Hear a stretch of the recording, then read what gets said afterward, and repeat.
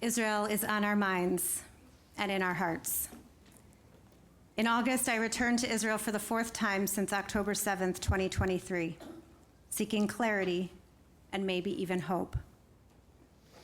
With the current military operation in Gaza City and hostages still in captivity, with doubts about Hamas's willingness to agree to the latest peace plan, with civilians serving more than 400 days in the reserves, with ongoing pain, grief, and trauma across all sectors of Israeli society, with the fear of a wider war, with all this, how could anyone speak of hope?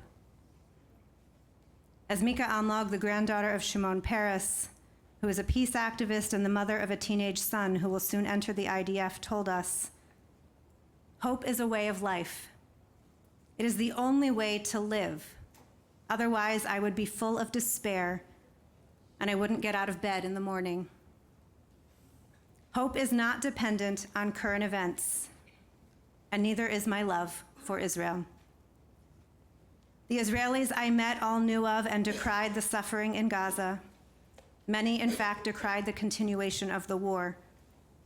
Yet perhaps remarkably, none of this undermined their commitment to the Jewish state. What gave them the strength to protest on Saturday night and then get up early Sunday morning to hug their sons and daughters goodbye as they returned to their army bases? What was it that I saw in my Israeli counterparts that was missing here among American Jews? First of all, Israelis live in Israel, and we don't. This obvious difference informs our perspective and experience in any number of ways. It is one thing to criticize your family member at the dinner table, and quite another to chastise them in front of the neighbors. All the more so if those neighbors were never inclined to like you in the first place. When Israelis protest and speak out against the current government, they're doing so as members of the family. They are the ones sitting at the table. They do and will live with the direct consequences of their actions. On top of that, they're not arguing about whether there should be in Israel, whether a Jewish state should even exist, as so many American protesters do. They are arguing about how Israel should exist. Even more than these obvious distinctions, however, this most recent visit clarified for me three essential components of the resilience and strength of the Israeli people. Here's what I saw: an absence of shame, a knowledge of history, a commitment to life. Shame. Unlike Israelis, American Jews live in the shadow of what Dara Horn told us 2 years ago on this very bima. She has termed Hanukkah anti-Semitism. This type of anti-Semitism, Horn explains, doesn't match what we're usually taught about what bigotry looks and feels like. It doesn't involve intolerance or persecution, at least not at first. Our ancestors during the time of the Maccabees gave up all sorts of Jewish rituals and practices in order to gain entry into Greek society, only to be rejected and abused in the end. Over the last several generations, many Jews in America have accepted a similar bargain, eschewing Jewish life in order to be accepted. Horn teaches that while it looks like the Jews themselves are choosing to reject their own traditions, it is a form of weaponized shame. Our Israeli brothers and sisters do not face this kind of anti-Semitism, but it is alive and well in America today. Its current iteration, the problem isn't Jews' religion, race, name, nose, holidays, or food. It's their connection to the Jewish state. For previous generations of Jews around the world, the answer to this kind of anti-Semitism was convert and be saved. Or at least act like the Christians around you, and maybe we'll hire you and let you join our clubs. Today, a new conversion demand is being made of American Jews. The author Sarah Hurwitz describes this demand as follows: Zionism, it seems, is an original sin. You cannot rid yourself of this sin by being a liberal Zionist, by insisting that Palestinians should have a state too, that their human rights be respected, that Israel must be a democracy, that you vehemently disagree with many of the Israeli government's policies.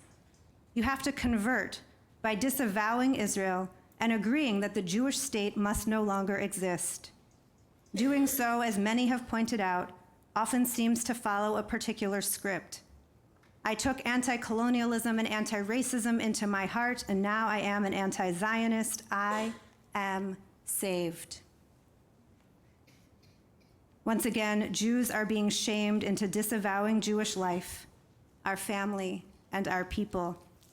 We are being told that entry into certain spaces in society is only available to us if we give up this fundamental element of Judaism, that we are a people like all others, bound in solidarity to each other by fate and history, with an ancient love of a particular land and a right to govern ourselves. We are told over and over again by non-Jews and by some Jews too that a moral person, a person who cares about justice and equality, can't possibly support Israel. Reclaiming the Zionist story and her Jewish identity along with it, Hurwitz concludes, Israel is a country. Like my own country, America, it is both highly flawed and extraordinary. I will never stop criticizing either country when they go wrong, but I will also never apologize for their very existence or my own.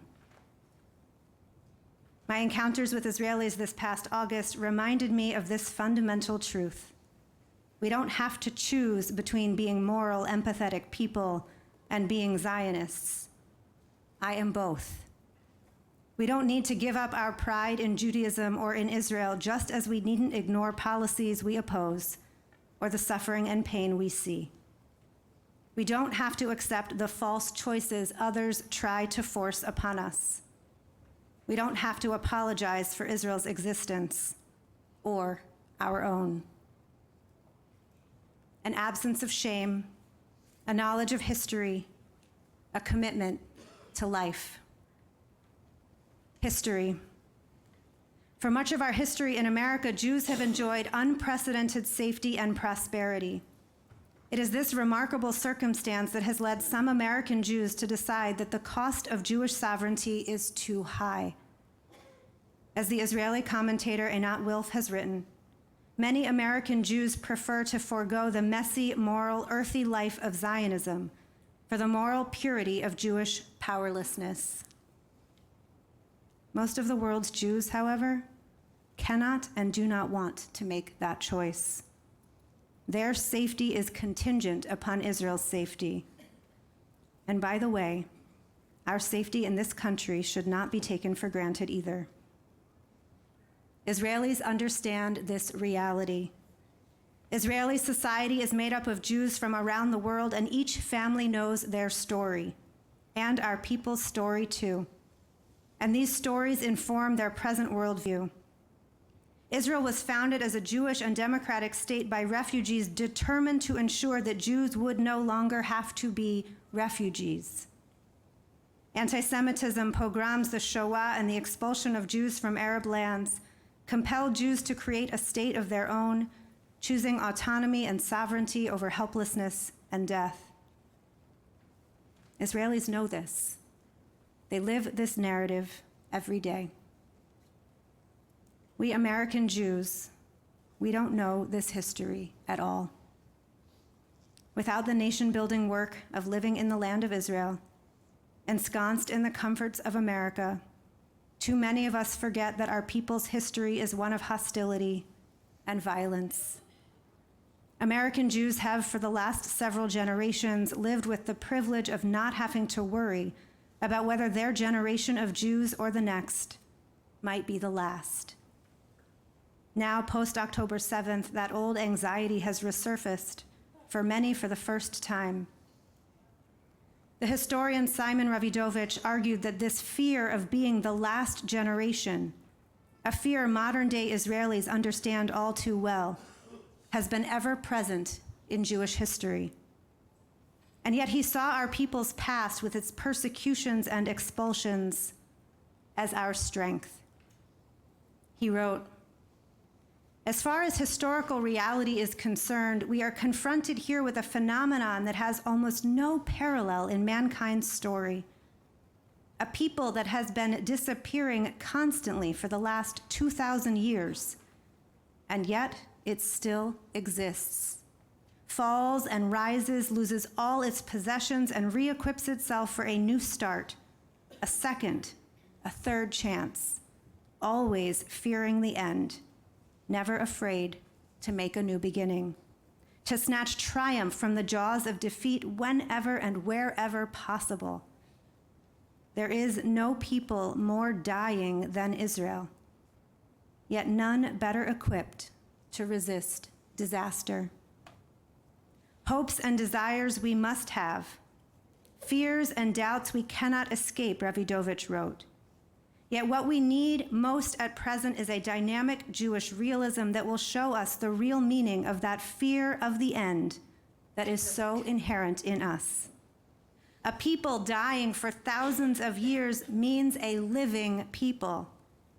Our incessant dying means uninterrupted living, rising up, standing up, beginning anew. This is the history of our people that Israelis know so well. An absence of shame, a knowledge of history, a commitment to life. Life. In our Torah, God commands us, "Uvacharta b'chayim," choose life. Choosing life is a mitzvah, an obligation. Indeed, every single one of the laws of the Torah is given to us that we should chai bahem, that we should live by them and not die. The Torah is a Torah of life. God is a God of life. We Jews are commanded to live, to choose life, not death and despair. Israelis know this deep in their souls. Over and over again these past 2 years, they have chosen life. Israelis recognize the difficult realities of this moment. They do not look away. And yet they choose to also look toward the future and live. 25 years ago, in an incredible stroke of luck, the year-long volunteer program I was on in Israel matched me with a family named the Gozanis, of whom I've spoken here in the past. Miriam and Gilly are my second parents, our children's third set of grandparents, and their older daughter, Einat, was 7 years old when we met. We spent that year reading Harry Potter in English, practicing Hebrew vocabulary, and playing games in the yard. As the years have gone by, we've both grown. And as often happens with siblings, the age difference between us seems to matter less. A few years ago, Einat married a kind, thoughtful man named Nir, and the two of them had a beautiful little girl named Geffen. On October 7th, 2023, Geffen was not yet a year old. Nir was immediately called up to join his infantry unit and served 4 months straight in reserve duty. He missed Geffen's first birthday. A few months later, Nir was called up yet again. He learned by phone that his wife Einat was pregnant with their second child. Nir was able to get leave from his posting in Gaza to be with Einat for the first ultrasound appointment. Nir then had a short reprieve to be at home for the birth of their second daughter. But in May of this year, he was called up for his third tour of reserves. Baby Goni was just 2 months old. I texted Einat a few weeks ago because I wanted to tell her that when I look for hope, I think of her family. Despite the war, despite Nir's multiple rounds of reserve duty, despite Einat's long stretches as a single parent, bringing Geffen to the shelter on her own as sirens blared through their apartment building, or trekking to her parents' house each weekend so Geffen could sleep at night in their shelter that doubled as a bedroom. Despite all this, they chose to bring another beautiful life into this world. And even in a time of war, or maybe because of it, when faced with the decision about where to send their older daughter to preschool, Einat and Nir decided to send her to a hand-in-hand school in Haifa, where she will spend her days side by side with Jewish and Arab children. These past 2 years have been unimaginably difficult for Einat and Nir. They recognize the harsh realities of this moment. They experience them every day. And still, like so many Israelis, they are committed to envisioning a future, a different future. They are committed to life. Einat and Nir are my family. And you know what? They're yours too.